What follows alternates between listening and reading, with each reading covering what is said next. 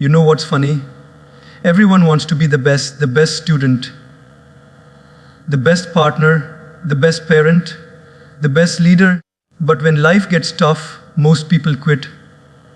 And then they say, maybe I wasn't meant for it. No, my friends, it's not that you weren't meant for it. It's that you didn't know how to be the best at it. Because being the best isn't about winning every time. It's about becoming better every single day. You see, most people enter a race just to win the medal. They go to the gym just to look good. They study only to get grades. They work only to get promoted. Their eyes are always fixed on the prize. But the truth is, the best in the world don't chase the prize, they chase the process. Because the process is where the transformation happens. Let me tell you a small story. There was once a young artist who dreamed of painting the most beautiful portrait in the world. Every morning, he would rush to his canvas, paint for an hour, and then stop. After a few weeks, he got frustrated. He said, "It's not perfect, I'm wasting my time." He stopped painting altogether. One day, his old mentor came to visit. He saw the half-finished canvas and smiled. He said, "You wanted to paint a masterpiece, but you forgot. The masterpiece isn't on the canvas, it's being painted inside you." Every brushstroke was shaping your patience, your focus, your discipline. That's what it means to love the process. The process isn't always glamorous. It's repetitive, it's slow, it's sometimes lonely. But it's the sacred space where growth happens. The world celebrates your results, but life celebrates your effort. The medals, the trophies, the applause, they're all temporary. But the habits you build, the mindset you strengthen, and the discipline you develop, that stays with you forever. When you fall in love with the process, you stop getting discouraged by slow progress. You stop comparing yourself to others. Because now, your satisfaction doesn't come from being better than someone else. It comes from becoming better than you were yesterday. You start to see joy in the struggle, meaning in the repetition, beauty in the effort. Every great athlete, every great musician, every great leader, they all had this one thing in common. They didn't wake up driven by medals, they woke up driven by mastery. They understood that excellence isn't built in moments of applause, it's built in moments of silence when nobody's watching and you still choose to show up. So if you want to be the best at anything, stop asking, "When will I get there?" and start asking, "How can I love the journey that gets me there?" Because when you love the process, success isn't a destination, it becomes your lifestyle. And that's when you truly become unstoppable. You know, it's easy to be consistent when you're motivated. It's easy to wake up early when you're excited. It's easy to give your best when you feel inspired. But what happens on the days you don't? The days when your alarm feels heavier than your dreams. The days when your energy is gone, when no one is watching, when your progress feels invisible. That's when greatness is tested. Because being the best isn't about doing your best once. It's about showing up again and again, even when you don't feel like it. Consistency is not about passion, it's about discipline. Passion gives you the spark, but discipline keeps the fire burning. Most people wait to feel ready, but the best don't rely on feelings, they rely on habits. Feelings are temporary, habits are permanent. You might not always be in control of how motivated you feel, but you're always in control of what you do next. Let me tell you a story. There was a young writer who wanted to publish a book.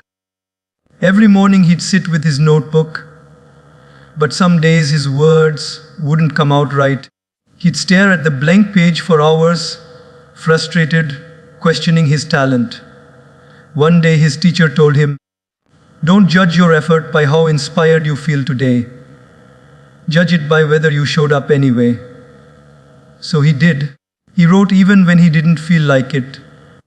A year later, he looked back and realized the pages he wrote on his worst days were the ones that taught him the most. That's the power of consistency. It's not glamorous. It's not always exciting. But it's what separates dreamers from doers. Success doesn't come from what you do occasionally. It comes from what you do repeatedly. It's like water dripping on a stone. One drop doesn't make a difference. But over time, it can carve through rock. Some people say, "But I'm not seeing results." And I tell them, you don't go to the gym once and expect muscles. You don't meditate one day and expect peace. You don't practice one week and expect mastery. You keep showing up because every small effort compounds into something extraordinary. Even nature teaches us this. The sun rises every morning, not because it feels like it, but because it's consistent. The river keeps flowing, not because it's praised for doing so, but because it's its nature. In the same way, if you want to be great, make consistency your nature. The best athletes train even when tired. The best artists create even when uninspired. The best leaders serve even when unrecognized, because they understand results come after repetition. And here's a secret: consistency builds confidence. Every time you follow through on a promise to yourself, your self-belief grows. You start to trust your own word, and when you trust yourself deeply, no challenge feels too big. So when your mind says, "Not today," whisper back, "Just one more step." Because one more step each day leads to miles over time. You don't have to be perfect. You just have to be persistent. The best in the world are not the most talented. They are the most consistent. They didn't climb the mountain in one leap. They took one steady step every single day. And the magic is, those steps, no matter how small, always add up. Perfection. That one word that silently kills more dreams than failure ever could. So many people don't even begin because they're waiting for the perfect moment, the perfect plan, the perfect confidence, the perfect version of themselves. But here's the truth: perfection is an illusion. It doesn't exist in nature, it doesn't exist in life, and it certainly doesn't exist in growth. What exists is progress. Slow, imperfect, sometimes messy, but always moving forward. I once met a young man who told me, "I don't want to start my YouTube channel yet because I want everything to be perfect. My camera, my speech, my background, my editing." A year later, he still hadn't uploaded his first video. He had improved nothing because he hadn't even started. I smiled and told him, "You're not waiting for perfection. You're hiding behind it." Because perfectionism often isn't about high standards. It's about fear. Fear of being judged, fear of failing, fear of not being enough. But progress requires courage. It asks you to take that first shaky step, even when your legs tremble. Every expert you admire today was once a beginner who looked foolish at first. The first time they spoke, their voice shook. The first time they performed, they made mistakes. The first time they tried, they doubted themselves. But they didn't stop because it wasn't perfect. They continued until it got better. They didn't chase perfection, they chased progress. And progress rewarded them with mastery. Perfection says, do it right or don't do it at all. Progress says, do it wrong, but do it anyway, because you'll learn. When you shift your focus from perfection to progress, everything changes. Suddenly, Failure becomes feedback, mistakes become lessons, setbacks become setups for comebacks. You stop seeing flaws as proof that you're not good enough and start seeing them as proof that you're growing. You begin to celebrate small wins because small wins accumulated over time create big transformations. Think about how nature grows. The seed doesn't become a tree overnight. It breaks, it bends, it stretches, it survives storms, and it keeps growing silently, patiently, imperfectly. The leaves don't all grow at the same time.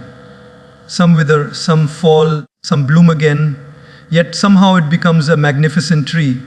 Why? Because nature never tries to be perfect. It just keeps evolving.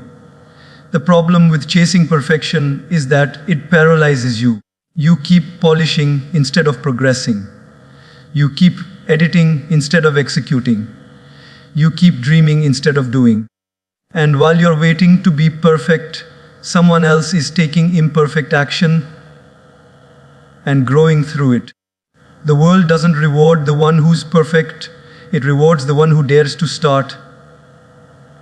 Progress is humble. It doesn't shout. It whispers quietly every day, keep going. You're better than you were yesterday.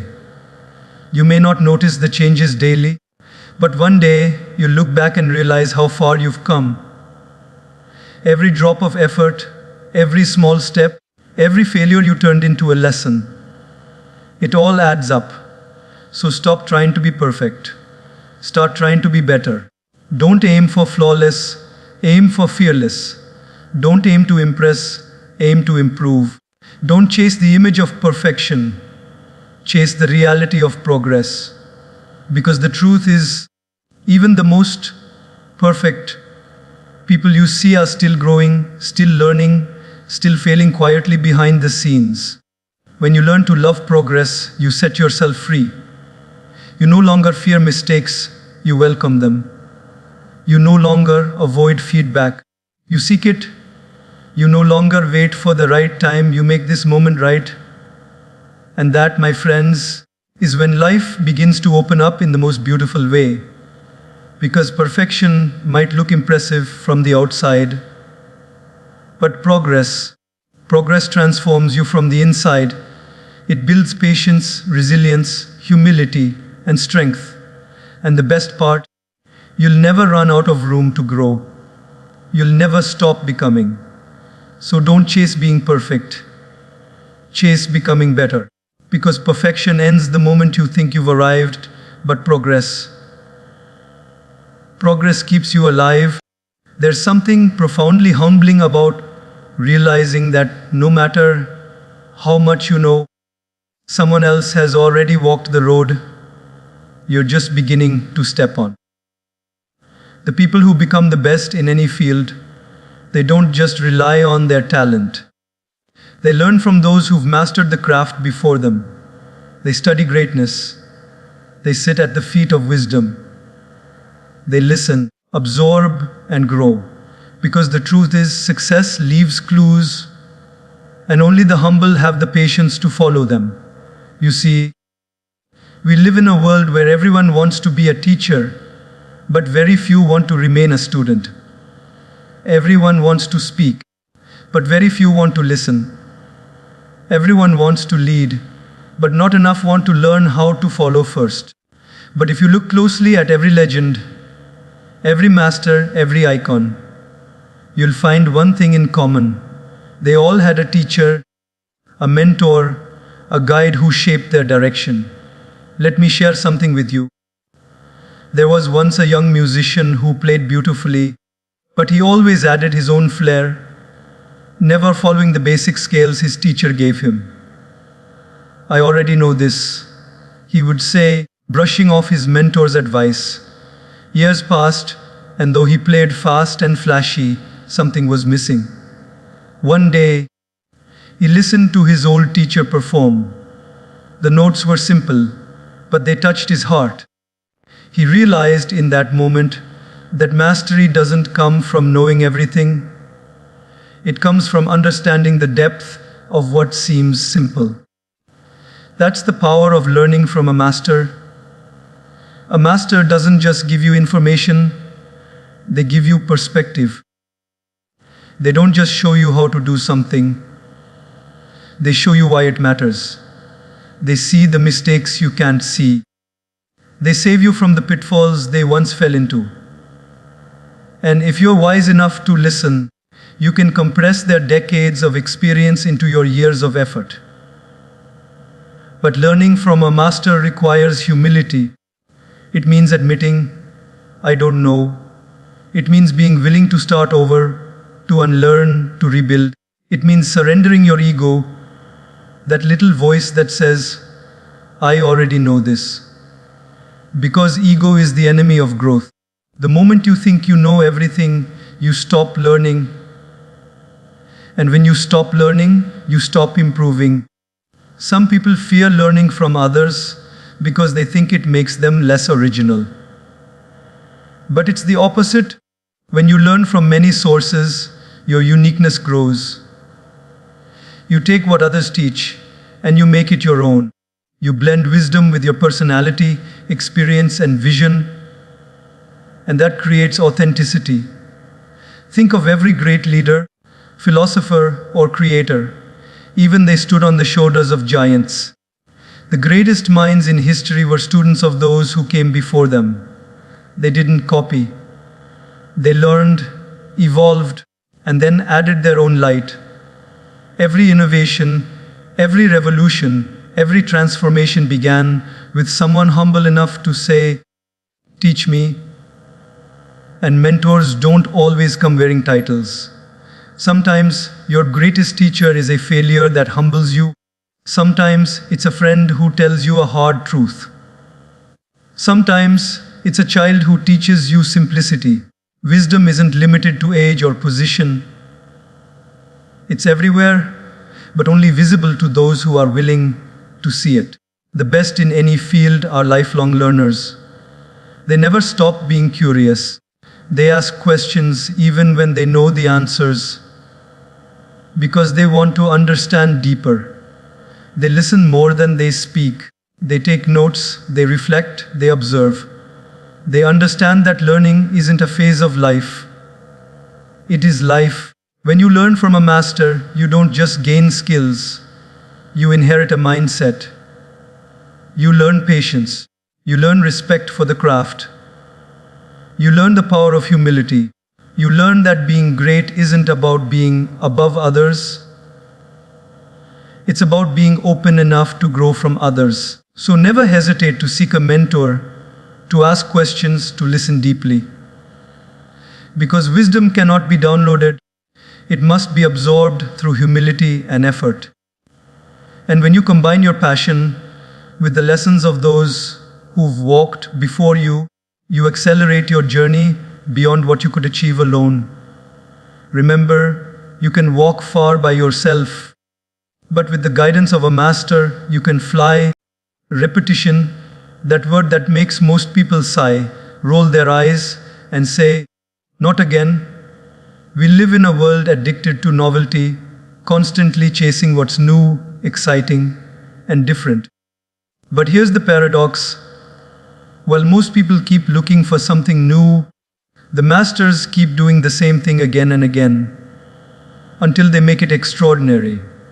You see, greatness isn't built in moments of excitement, it's built in the quiet rhythm of repetition.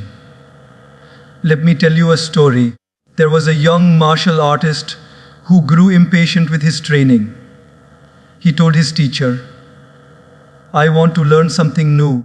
I've been practicing the same kick for months. The teacher looked at him calmly and said, I fear not the man who has practiced 10,000 kicks once, but the man who has practiced one kick 10,000 times. That's the secret. Mastery doesn't come from variety, it comes from depth. When you embrace repetition, you're not just training your hands or your mind, you're shaping your character. Every time you repeat something, you're carving discipline into your soul. The first time you do it, it feels awkward. The second time, a little better. The 100th time, it becomes effortless. And by the 1,000th time, it becomes who you are. That's when excellence is no longer something you try to do. It's something you've become. But repetition isn't easy. It's boring. It's lonely. It tests your patience. It makes you question whether you're progressing at all. And that's where most people give up. Not because they lack talent, but because they lack endurance. They want quick results, instant rewards, visible progress. But the best, they fall in love with the unseen progress. They understand that mastery often hides behind monotony. Look at the world's best athletes. They don't spend every day doing something new. They practice the same drills, the same movements, the same routines, over and over again. The best musicians play the same scales, the same notes, until their fingers move with precision without thought. The best speakers rehearse their tone, their pauses, their words, not to sound robotic, but to sound natural. Repetition doesn't kill creativity, it refines it. There's something sacred about repetition. It humbles you. It teaches you patience. It teaches you to be present, because when you repeat something enough times, you begin to notice details you never saw before. You learn the tiny nuances, the subtle shifts that separate good from great. You realize that true mastery isn't found in doing more things, it's found in doing one thing deeper. The problem today is that most people quit right before repetition starts to pay off. They do something for a few days, don't see results, and move on to the next thing. They switch too soon. They keep planting seeds, but never stay long enough to see them grow. But those who endure the boredom of repetition, they are the ones who harvest excellence. Because repetition doesn't just strengthen skill, it strengthens patience, focus, and faith. Think about nature. The waves crash against the rocks not once, but endlessly. Over time, they carve through solid stone. The wind blows across the desert dunes day after day, shaping mountains of sand. The sun rises and sets with perfect regularity, painting a masterpiece in the sky every single day, and yet we never call it boring. Why? Because repetition done with purpose is beauty. In your own life, when you find yourself repeating something, studying the same lesson, practicing the same habit, showing up for the same goal, don't think of it as stagnation. Think of it as refinement. Each repetition is polishing your craft, your courage, your control. It's making you more fluid, more focused, more free. And here's something most people don't realize. Repetition builds confidence. Every time you do something repeatedly, your brain forms stronger neural pathways. Your body remembers, your mind adapts. You begin to move with certainty, speak with assurance, and act with instinct. What once felt difficult becomes second nature, and that's when you step into flow, that magical state where effort feels effortless. So the next time you feel bored with the process, remind yourself boredom is the gateway to brilliance. Don't run from it, embrace it. Because if you only work when it's fun, you'll never go beyond average. But if you keep going when it's dull, when it's silent, when no one is clapping, that's when greatness is built.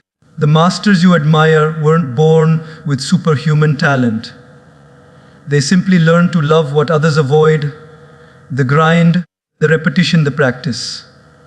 And in doing so, they turned the ordinary into extraordinary. So keep showing up, keep repeating, keep polishing your craft even when it feels mundane. Because one day, someone will look at your effortless excellence and call it talent. But you'll know the truth. It wasn't talent. It was repetition embraced with devotion. The most powerful conversations you'll ever have in your life are not with other people. there with yourself. That quiet voice inside your head, the one that whispers when the world is silent, the one that speaks before you act, before you decide, before you rise or fall. That voice determines everything. Your inner voice can be your best friend or your worst enemy. It can lift you when no one else will, or it can destroy your confidence before you even begin. That's why mastering your inner dialogue is one of the greatest forms of strength. You see, every person who has ever achieved greatness didn't just control their habits, they controlled their headspace. Because life doesn't break you through events, it breaks you through interpretation. What you say to yourself about what happens to you decides how you respond. Two people can go through the same struggle. One says, "Why is this happening to me?" and gives up. The other says, "What is this teaching me?" and grows. The difference isn't the situation, it's the story they tell themselves. There's a little voice in all of us that constantly narrates our lives. When you fail, it says something. When you're afraid, it says something. When you face a challenge, it says something. The question is, whose voice is it? Is it the voice of your fears, your past failures, your critics? Or is it the voice of faith, of growth, of self-belief? Because if you don't learn to manage that inner voice, it will manage you. Let me tell you a story. There was a runner preparing for a marathon. During training, every time he reached the halfway point, his mind started whispering, "You're tired, you can't go further, you should stop." One day, his coach told him, "The voice in your head will always speak before your body gives up. Learn to talk back." The next time when that voice said, "You can't," he replied, "Watch me." And he finished his best run ever. That's what it means to control your inner voice, to replace doubt with direction. Our brains are wired to protect us from pain, and that's why the inner voice often sounds fearful. It's not evil, it's protective. It says, "Don't try, you might fail," because it wants to shield you from disappointment.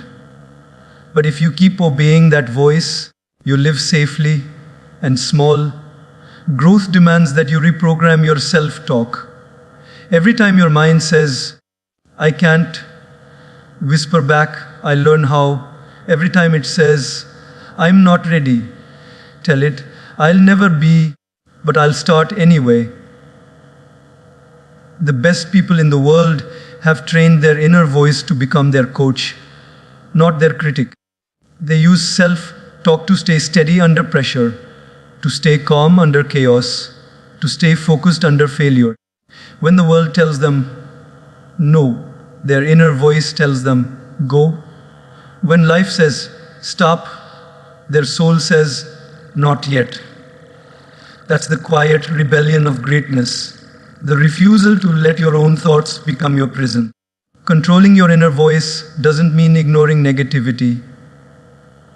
It means redirecting it. It means learning to question your thoughts instead of accepting them blindly. When your mind says, "You're not good enough," ask, "Who told you that? Based on what?" When it says, "It's impossible," remind it, "So was everything great before someone made it possible?" Your thoughts are not facts. They're just patterns. And patterns can be changed. Science even shows that your brain listens when you speak to yourself. It reacts physically to your words. That's why affirmations, gratitude, and positive self-talk aren't just motivational ideas. They're neurological rewiring tools. Every time you speak kindly to yourself, you're creating new pathways in your brain. You're training your mind to see opportunity where it used to see fear. Most people are kind to others but cruel to themselves. They encourage their friends, but they insult their own potential. They forgive others, but they keep punishing themselves for old mistakes. But imagine if you spoke to yourself the way you'd speak to someone you love. Imagine if you said, "It's okay, you're learning, you'll get there, keep going." That one shift could change everything. There will always be voices around you, opinions, judgments, noise, but the loudest one will always be inside you. And if that voice believes in you, nothing outside can break you. You can face failure and still move forward. You can face rejection and still stay centered. Because strength isn't about silencing fear, it's about speaking truth louder than fear. So train your inner dialogue, feed it with gratitude, fill it with encouragement. Talk to yourself with compassion. Every morning when you wake up, before the world starts speaking to you, speak to yourself. Set the tone. Say, "I am capable. I am growing. I am enough." And every night before you sleep, remind yourself, "I tried. I learned. I will rise again." Because your outer world will always mirror your inner world. The more peaceful your mind, the more powerful your actions. The more loving your self-talk, the more confident your journey. You don't need a perfect life to feel strong. You just need a voice inside that refuses to give up. Master that voice, and you master your life. Have you ever noticed how your energy shifts depending on who you spend your time with? You sit with people who complain all the time, and suddenly your mood drops. You talk to someone who's constantly negative, and without realizing it, their doubt becomes your doubt. But then there are others, people whose presence lifts you. They talk about ideas, not gossip. They see solutions, not problems. After spending time with them, you feel inspired, lighter, clearer. That's the invisible power of your environment.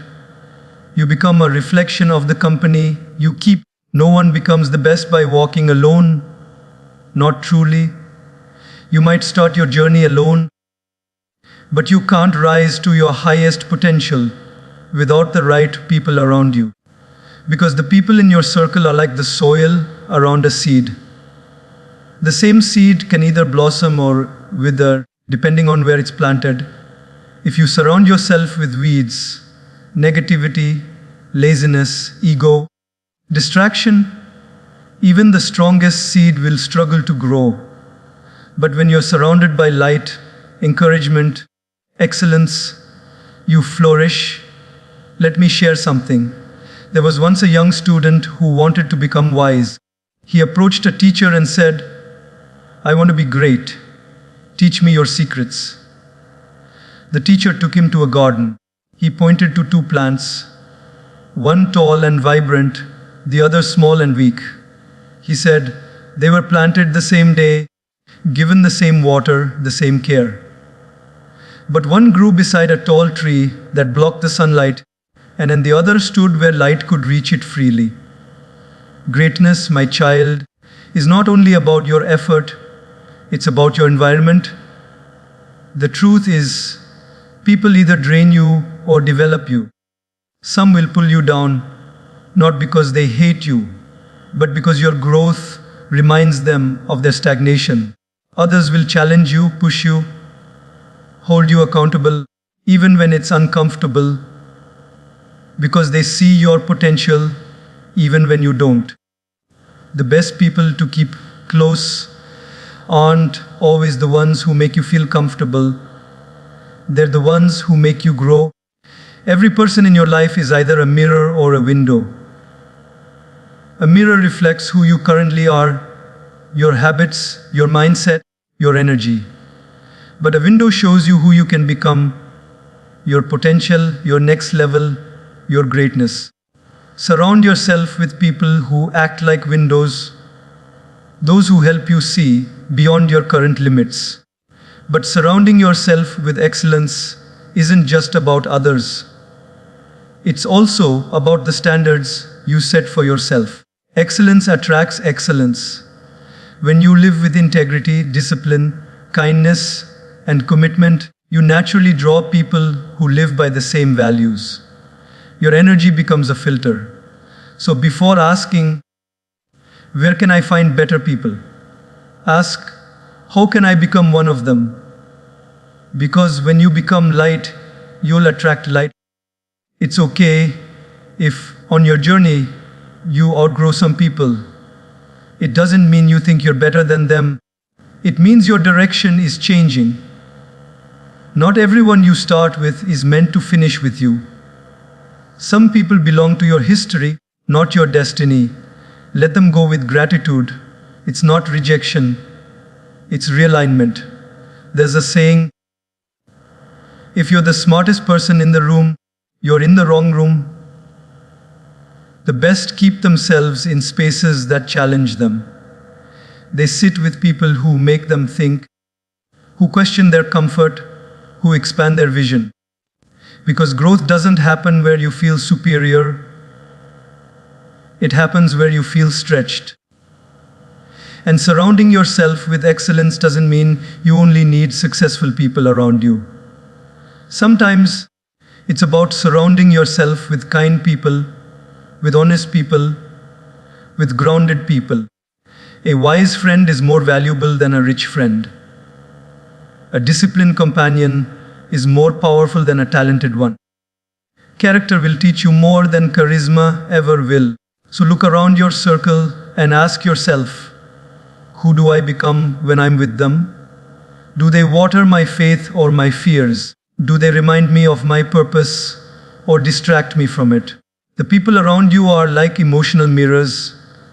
You start to reflect their energy, their beliefs, their values. Choose wisely. And if you don't have those kinds of people right now, don't lose hope.